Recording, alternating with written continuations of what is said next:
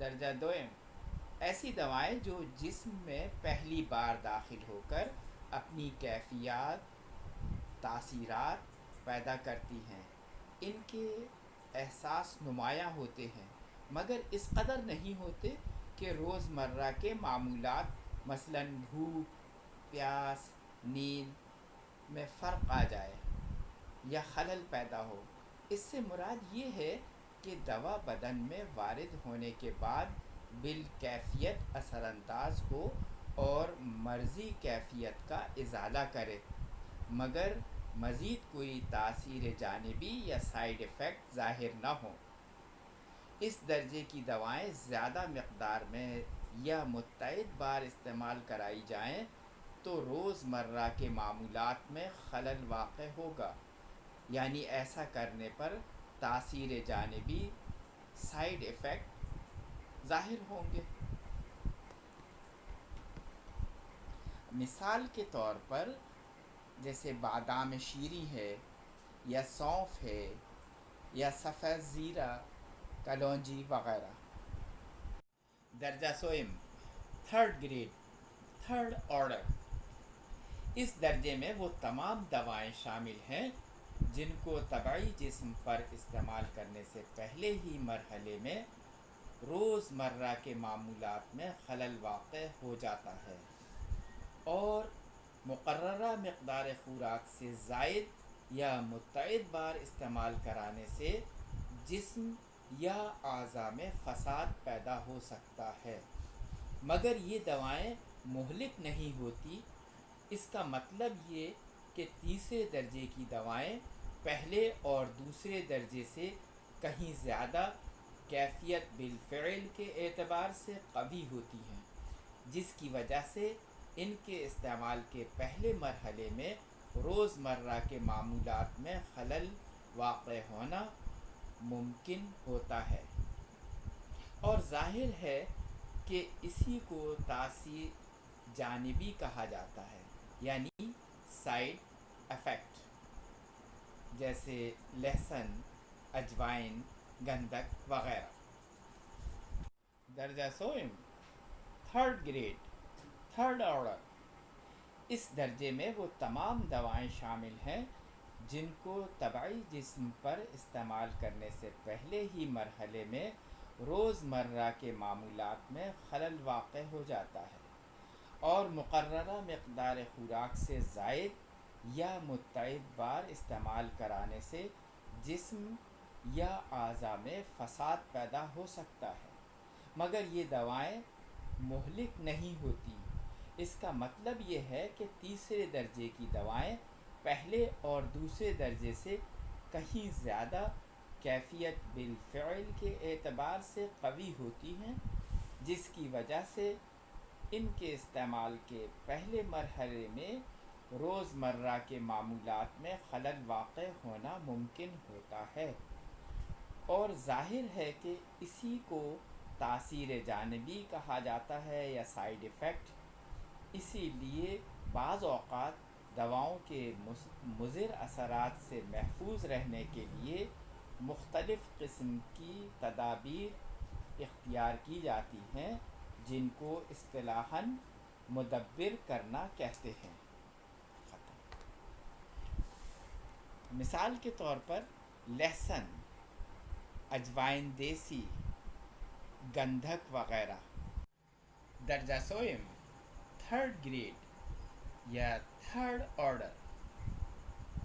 اس درجے میں وہ تمام دوائیں شامل ہیں جن کو طبعی جسم پر استعمال کرنے سے پہلے ہی مرحلے میں روزمرہ کے معمولات میں خلل واقع ہو جاتا ہے اور مقررہ مقدار خوراک سے زائد یا متعدد بار استعمال کرنے سے جسم یا اعضاء میں فساد پیدا ہو سکتا ہے، مگر یہ دوائیں مہلک نہیں ہوتی۔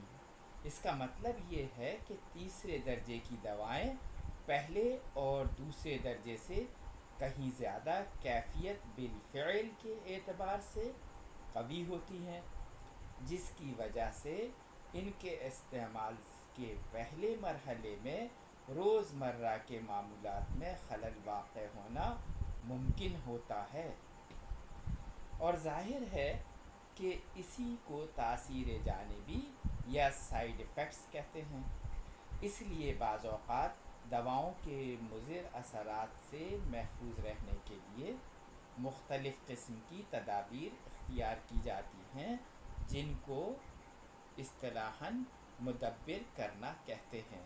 یہ انشاءاللہ آپ کو ڈاکٹر حکیم امجد اسماعیل پڑھائیں گے۔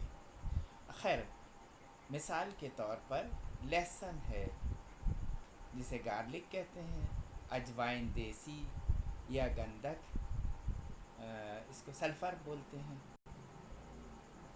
درجہ سوئم، تھرڈ گریڈ، تھرڈ آرڈر۔ اس درجے میں وہ تمام دوائیں شامل ہیں جن کو طبعی جسم پر استعمال کرنے سے پہلے ہی مرحلے میں روزمرہ کے معمولات میں خلل واقع ہو جاتا ہے، اور مقررہ مقدار خوراک سے زائد یا متعدد بار استعمال کرانے سے جسم میں یا اعضاء میں فساد پیدا ہو سکتا ہے، مگر یہ دوائیں مہلک نہیں ہوتیں۔ اس کا مطلب یہ ہے کہ تیسرے درجے کی دوائیں پہلے اور دوسرے درجے سے کہیں زیادہ کیفیت بالفعل کے اعتبار سے قوی ہوتی ہیں، جس کی وجہ سے ان کے استعمال کے پہلے مرحلے میں روزمرہ کے معمولات میں خلل واقع ہونا ممکن ہوتا ہے، اور ظاہر ہے کہ اسی کو تاثیری جانبی کہا جاتا ہے۔ اس لیے بعض اوقات دواؤں کے مضر اثرات سے محفوظ رہنے کے لیے مختلف قسم کی تدابیر اختیار کی جاتی ہیں، جن کو اصطلاحاً مدبر کرنا کہتے ہیں۔ مثال کے طور پر لہسن، گارلک، اجوائن، گندھک وغیرہ۔ درجہ سوئم، تھرڈ گریڈ، تھرڈ آرڈر۔ اس درجے میں وہ تمام دوائیں شامل ہیں جن کو طبعی جسم پر استعمال کرنے سے پہلے ہی مرحلے میں روزمرہ کے معمولات میں خلل واقع ہو جاتا ہے، اور مقررہ مقدار خوراک سے زائد یا متعدد بار استعمال کرانے سے جسم یا اعضاء میں فساد پیدا ہو سکتا ہے، مگر یہ دوائیں مہلک نہیں ہوتیں۔ اس کا مطلب یہ ہے کہ تیسرے درجے کی دوائیں پہلے اور دوسرے درجے سے کہیں زیادہ کیفیت بالفعل کے اعتبار سے قوی ہوتی ہیں، جس کی وجہ سے ان کے استعمال کے پہلے مرحلے میں روزمرہ کے معمولات میں خلل واقع ہونا ممکن ہوتا ہے، اور ظاہر ہے کہ اسی کو تاثیر جانبی کہا جاتا ہے یا سائیڈ ایفیکٹس۔ اسی لیے بعض اوقات دواؤں کے مضر اثرات سے محفوظ رہنے کے لیے مختلف قسم کی تدابیر اختیار کی جاتی ہیں، جن کو اصطلاحاً مدبر کرنا کہتے ہیں۔ مثال کے طور پر لہسن، اجوائن، گندھک وغیرہ۔ درجہ چہارم، فورتھ گریڈ، فورتھ آرڈر۔ وہ تمام دوائیں جو مقررہ مقدار خوراک کے استعمال سے پہلے مرحلے میں ہی اپنی شدید کیفیات کی وجہ سے بدنی افعال کو درہم برہم کر دیتی ہیں اور نوبت ہلاکت تک پہنچ جاتی ہے۔ اس درجے کی دواؤں کو زہریلی دوائیں یا ادویہ سمیہ کہتے ہیں۔ چوتھے درجے کی دوائیں مذکورہ تمام درجوں کی بنسبت کیفیت بالفعل کے اعتبار سے زیادہ قوی ہوتی ہیں۔ اس سے مراد یہ ہے کہ یہ دوائیں اپنی انتہائی شدید کیفیات سے اثر انداز ہو کر جسم میں فساد، ہلاکت کا باعث بنتی ہیں۔